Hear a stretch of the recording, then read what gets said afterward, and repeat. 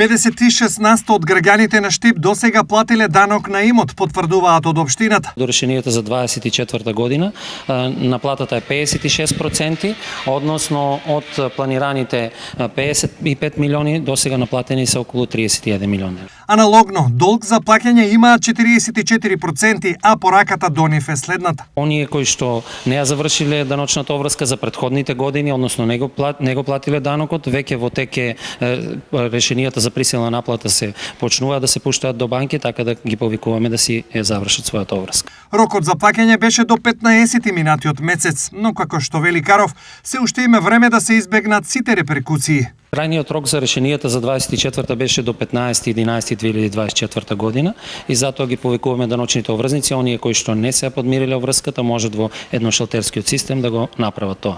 По основ данок на имот, општина Штип планира на приход од 55 милиони денари, односно околу 900.000 евра.